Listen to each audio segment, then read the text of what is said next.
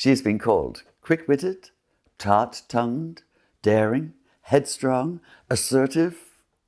Take your pick. So it should come as no surprise that Aisha's life was riddled with controversy. Defying all our expectations of 7th century Arabian women, she refused to be relegated to the background and insisted on being heard. In fact, she couldn't be ignored.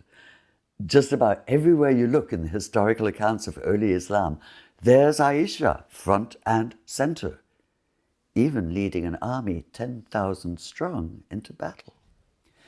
She was the youngest of the wives Muhammad married after the death of his first wife, Khadija.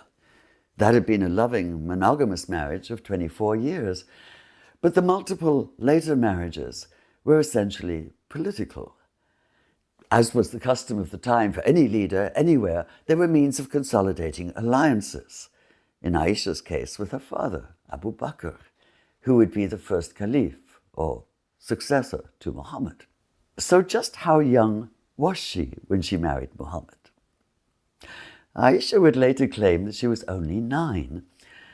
And while other accounts have her aged 9 when she was betrothed, but actually married at age 12, few people cared to openly contradict Aisha. And besides, being married at 9 would make her unique, and she was proud of her uniqueness. Not only the youngest, or the most spirited, or the only virgin among those late-life wives, since all the others were either widowed or divorced, most insistently, Aisha was the favorite, the one who could tease Muhammad and get away with it. Except for once. Jealous of his devotion to the memory of Khadija, Aisha asked him how he could prefer, and this is in her own words, that toothless old woman whom God has replaced with a better one. It was the kind of question only a teenager would dare ask, and of course a much older woman regret as she remembered it years later.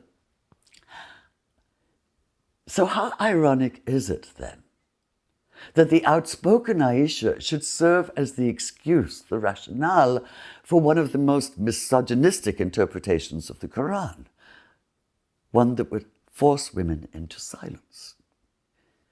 It happened after she was falsely accused of adultery. Rumors flying around the gossip grapevine of Mecca and Medina almost as fast as they do today on the internet. She was declared innocent by a revelation of the Quran, which stated that any such accusation had to be backed up by 4 eyewitnesses, who of course did not exist. So far, so good. But much later, extremist scholars would twist this horribly, arguing that in the lack of 4 eyewitnesses, a practical impossibility, any woman who testified to having been raped was by default admitting to adultery and therefore to be punished accordingly.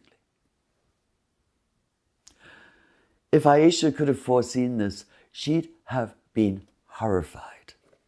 She'd have been outraged, and she would have been anything but silent. This is the woman who then led an army against the 4th Caliph, Ali, in what would be known as the Battle of the Camel. The camel, hers, smack in the center of the action. And even in defeat, she'd remain undaunted, uttering not so much as a whimper when she was shot in the shoulder with an arrow, or when the arrow was pulled out. But perhaps the ultimate irony was that Aisha never had any children of her own, and yet she'd be given the title mother. Muhammad's death would leave her a young widow, and she'd remain both childless and a widow, since the Quran stated that his surviving wives could never marry again, a mandate intended to guard against undue influence. Instead, said the Quran, the widows were to be known as the mothers of the faithful. And as the youngest and the longest lived, Aisha would thus become not only the most prominent, but also the one with the most detailed memory.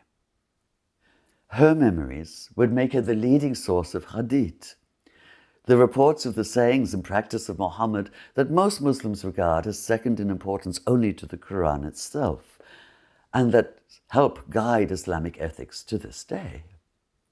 It seems to me that Aisha's life is so full of irony precisely because she could not be pigeonholed, could not be cast in a stereotypically feminine role. So while I may not know if I'd have liked her, I do know that as a feminist, I have to admire her. This fearless 7th century woman whom I suspect would be utterly at home in the 21st. This is Leslie Hazelton for the Emir Stein Center.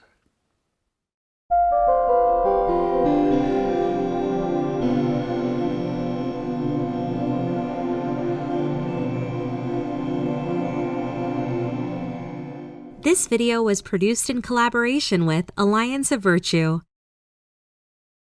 If you want to see more content like this, make sure to like, share, subscribe, and hit the bell notification so you don't miss any new videos.